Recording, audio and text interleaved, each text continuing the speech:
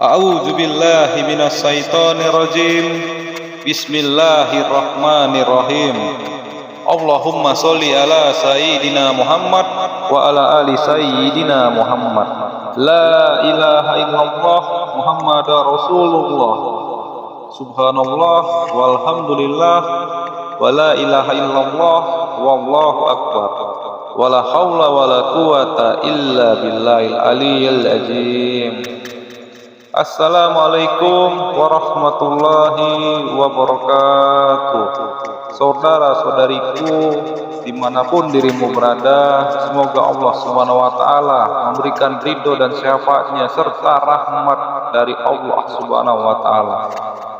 Kita akan membahas penyakit itu bernama futur, parasit bernama futur. Rasulullah Shallallahu Alaihi Wasallam bersabda, setiap amal itu ada masa semangatnya dan ada masa malasnya. Siapa yang rasa malasnya malah menjerumuskan pada bid'ah, maka ia sungguh telah sesat. Namun siapa yang rasa malasnya masih di atas ajaran Rasul, maka dialah yang mendapatkan petunjuk. Dikutip dari hadis riwayat Ahmad, ada kalanya seseorang penuntut ilmu atau ahli ibadah merasa futur ketika mata sebenarnya menatap tempat sujud, tapi hati berada di tempat yang lainnya. Ketika raga berada di majelis ilmu, namun jiwa dan pikiran fokus kepada hal lainnya. Apa itu penyakit futur? Futur yaitu rasa malas, enggan, dan lamban dalam melakukan kebaikan, yang mana sebelumnya seseorang rajin dan bersemangat melakukannya. Futur adalah penyakit yang sering menyerang sebagian besar ahli ibadah, para da'i, dan penuntut ilmu, sehingga seseorang menjadi lemah dan malas, bahkan terkadang berhenti sama sekali dari melakukan sesuatu aktivitas kebaikan. Di atas sebab-sebab munculnya penyakit futur adalah sebagai berikut. Yang pertama, hilangnya keikhlasan. Kedua, lemahnya ilmu syar'i. Ketiga, kecintaan hati yang besar kepada dunia dan banyak melupakan akhirat. Keempat, fitnah atau cobaan berupa istri dan anak. 5. Hidup di tengah masyarakat yang rusak. 6. Berteman dengan orang-orang yang memiliki keinginan yang lemah dalam meraih kebaikan. Ketujuh, melakukan dosa serta memakan makanan yang haram. Kedelapan, tidak mempunyai tujuan yang jelas, baik dalam menuntut ilmu maupun berdakwah. Kesembilan, lemahnya iman. Kesepuluh, menyendiri dan tidak mau bergabung dengan saudara-saudari seiman yang lainnya, saling tolong-menolong dalam kebaikan. Kesebelas, terakhir, lemahnya pendidikan atau tarbiyah imaniyah. Saudara-saudariku, kiat mengobati penyakit futur, Allah mentakdirkan adanya penyakit futur. Tentulah Allah memberikan obatnya. Syekh Muhammad bin Shalih Al-Utsmaini pernah ditanya, banyak penuntut ilmu agama yang lemah tekadnya dan futur dalam menuntut ilmu. Sarana yang apa saja dapat membangkitkan tekad dan semangat dalam menuntut ilmu? Beliau menjawab, daful himmah atau tekad yang lemah dalam menuntut ilmu agama Islam adalah salah satu musibah yang besar. Untuk mengatasi ini ada beberapa hal yang perlu kita ketahui.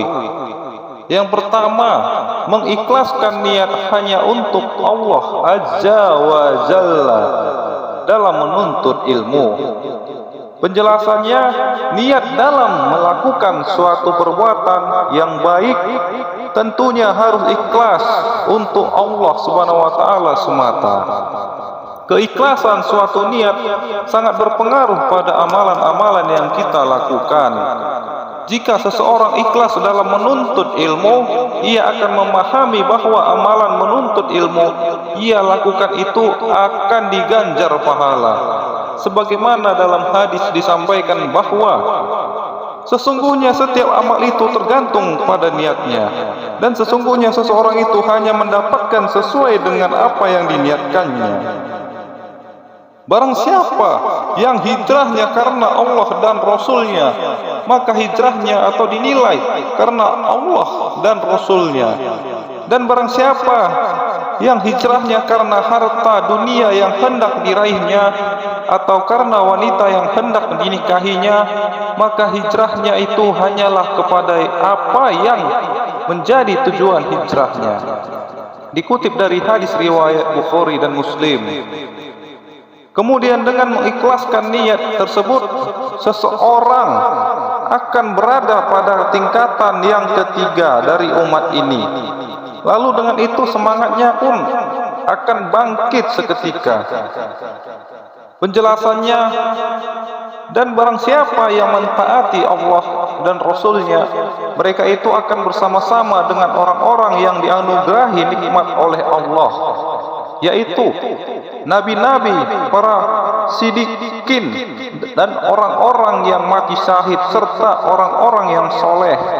Dan mereka itulah teman yang sebaik-baiknya. Dikutip dari Quran surat An-Nisa. Kedua, selalu bersama dengan teman-teman yang semangat dalam menuntut ilmu.